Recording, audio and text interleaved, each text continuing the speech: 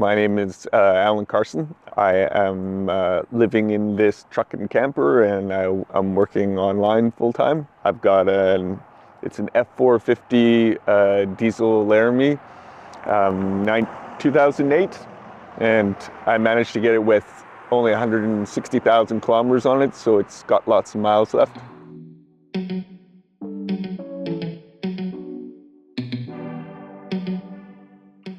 I have a 2014 Arctic Fox 990 camper, which has a slide out for the main table area and queen size bed. So why did I choose to live in a truck camper? Well, when I first started trying to kind of live on the road, a little mobile, I had just a truck and a canopy, and I built a bed in the back and some shelving. And so it gave me a chance to kind of ask myself what my basic requirements would be living on the road. And so I worked in coffee shops often, and sometimes I work in the front seat of the truck. But I realized I needed a space where I could set up work regularly, not have to move it around all the time, have a bathroom close by because I drink too much coffee. And so looking at vans and stuff, I thought they were really great, but often it was very difficult to get a bathroom in there without spending a lot of money too on any of these rebuilt ones. So I started looking at truck and campers, and they were considerably cheaper approach in comparison to some of the built vans. So I decided to go with that. This is the Arctic Fox camper. It's basically down to a few main points. You got a nice kitchen table and work area, and this is what I use basically for an office, which works really great. Lots of space to work on. And we have a bathroom over here, which is a nice wet bath. And wet baths are they're really a lot handier than I thought they would be. I was hesitant at first, but once I started using it, so easy to clean. So it's really great. You can have a full shower, and because it's all nice one piece, it's easy to clean afterwards, and it drains really well, and it dries really quickly in the summertime. So it's actually really great for showers and low maintenance. I was very fortunate that I had a rental home that I sold and used the proceeds to buy this truck and camper. I would say that I could have done it for a lot cheaper, but for this particular, I spent about $96,000 on a truck and a camper. It's quite a lot of money, and I probably could have done it for almost half if I was a lot more frugal about what the kind of setup I wanted and forth, but this is what I ended up doing, and it will, as a result, last me a very long time for living. I can, definitely a good 10 years if I really wanted to in this, and keep everything in relatively good shape. Reason for kind of being on the road, I think living road life, I watched a lot of tiny home videos and a lot of van life videos over the last 10 years, and it was really inspirational in building a home that I have up north, which I rent out now. But I was always excited about the other half of, there's homesteading, and then there's, traveling around. And so I one day had the opportunity to start working online full-time with my work. And I thought that was a great chance to actually live on the road. COVID really did that for a lot of people, and including myself. So when I realized, and there was an opportunity to actually not have to go into the office every day, seemed like it would be a good chance to try it out. So I did, and I've been loving it ever since. We have a kitchen area, which is, enough use to do some really good cooking. I haven't used the oven yet, but apparently it's good. I hope to bake some bread in there one day. And lots of space for kitchen utensils and food. There's a nice little pantry on the side. These are all pretty standard with the Arctic Fox campers, and probably lots of other campers too. So you can have lot of space for foods and really good that way. So the logistics of tanks and stuff for the Arctic Fox camper, there is a 72-gallon water tank on there, and with basic use of doing dishes, having the odd shower, and it usually lasts about 8 to 10 days. And then if you're really stretching it and you're super conservative with water, of course, you end up going about 2 weeks. I know probably if you were even more conservative, you could go even a lot longer, because 70 gallons is a lot of water. But just regular use is 8 to 10 days. And same thing for the black water tank. So usually I go and dump tanks once a week, just to be on the safe side, and nice thing, easy thing to do on the weekends. And yeah, there's a hot water tank that's 6 gallons, which is more than enough hot water for 1 or 2 people if you have the odd shower and doing dishes. I think the main benefit for me has been being able to respond to people, friends and family, much more easily than I did in the past. When I was living on my property up north, I always felt like I had to keep up with the chores of the property. There's always something to do. And so you get a little bit of this guilt feeling about every time that you want to go out and do something, you could be doing chores instead and getting ahead on some things, or building this or building that. And so minimizing by living on the road and just having the bare essentials, not having a lawn to maintain, or a roof, well, some maintenance, but a lot less than with a home. And then that gave me a bit lower cost of living, which allowed me to kind of work a little less, maybe 4 days. I try to work about 4 days a week.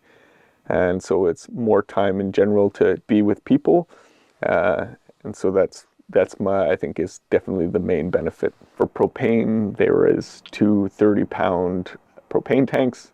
And in the summer, that can last like a month and a half to 2 months. And then in the winter, when it's super cold and you're using the furnace all the time, it can last up to about 7 or 8 days. So still kind of on the 1 week before filling up with everything in dumping tanks. Actually, the plugins are really good. Most everything is dual. So I use, when I'm plugged in, obviously I contribute, because sometimes electricity can be a lot, especially in the winter. But you generally, when plugged in, I can use the toaster and the kettle, and I have a microwave, which I only use once in a while. The fridge is both gas and electric. So when you're plugged in, it just automatically uses electric to conserve propane. And then I also have, for when I do travel and I'm unplugged, I have a Jackery that I use that lasts me about 7 or 8 days as well, for use on a laptop. 212-volt marine batteries. They work pretty good to, keep the lights and everything going, and that usually lasts about 5 days if you aren't running the vehicle, and then things start to get down. But if you're traveling all the time, we really never notice it going down very much. We always want a sense of community, and at first, of course, traveling around, I didn't really have a place like a group of, or a place I could call home, which was nice, but also I was craving that sense of community. So it took me a little time to find a kind of a home base here in Courtenay, Comox, that I could call community and have a group of friends, then be able to travel around here and there. So definitely it was a little bit of a challenge being just by yourself on the road, for sure. Yeah, finding free places to park were sometimes challenging, for sure. But up here on the northern part of in central and northern part of the island, is a lot easier than in places like Vancouver and Victoria, for sure. So it's a nice queen size bed. There's lots of space, and it's actually some good cupboard space. I modified it a little bit and added some shelving to these. There used to be it's just an open space, and I just quickly added some shelving so that on both sides so that it could be a little bit easier. On each side of the bed, there is some space for clothes. Both in the side, on each side, there's one of these, and then there is a backspace like this.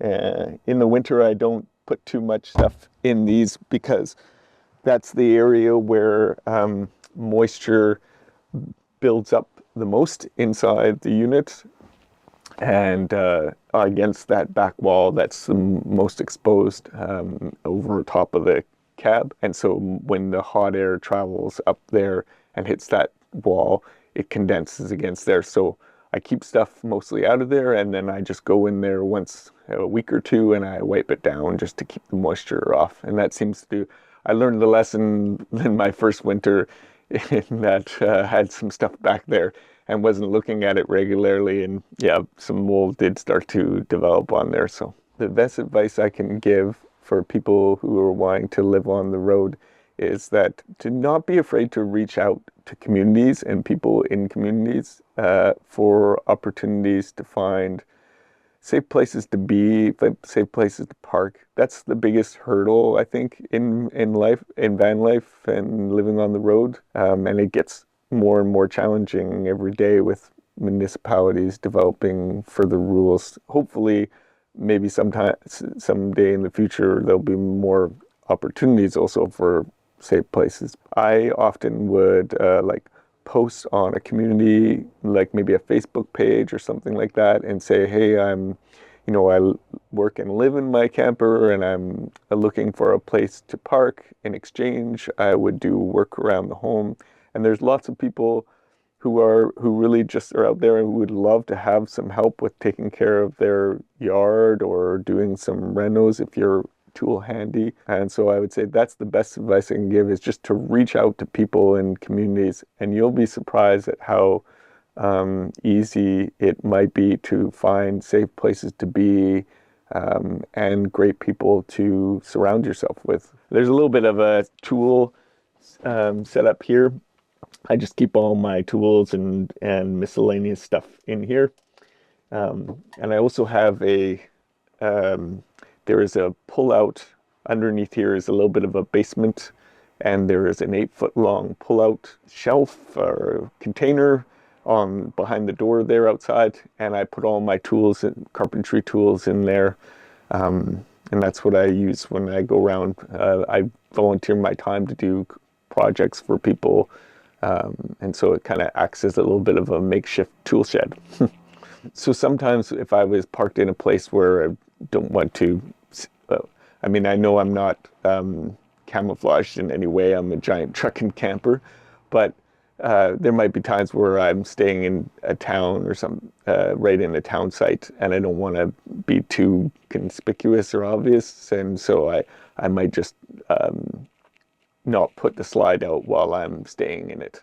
And so the slide out comes to about here, and when it's in, you can you can still move around in here. It's just a little more awkward. So when you pull in the slide, you just want to be outside, and the button's right here on the outside, so you can press it. So that's about the space when it's in fully. You can still maneuver around in there. It's just a little more awkward, but yeah, it works fine. When I want to have an area to work, sometimes when it's wet, I can use this awning. Super nice to have. Then I can set up my sawhorses here and just work from here. Yeah. So then I can just set up tools here, and I just can do my work here, and it's all outside in the fresh air, which is good. Instead of working inside a closed space.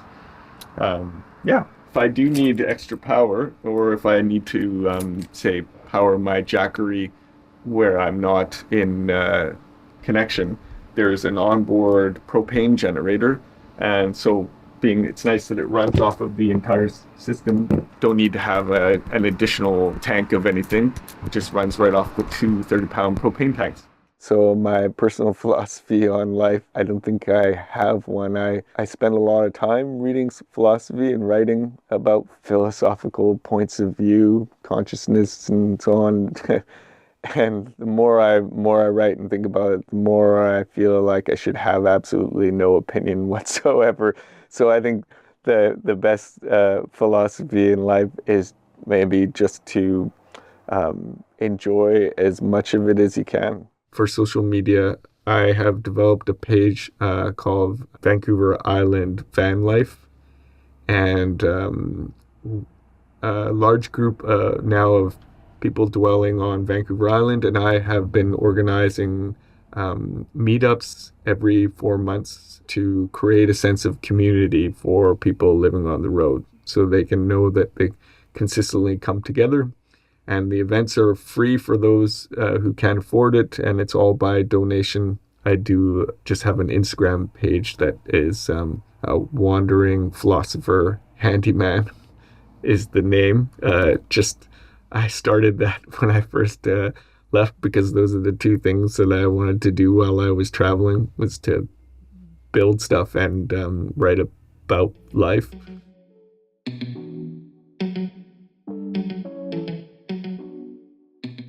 Thanks for watching, and if you enjoyed this video, please share it with a friend. Also, if you want to watch more alternative dwellings, we got a playlist popping up right here, and we release new episodes every single Sunday, so consider subscribing.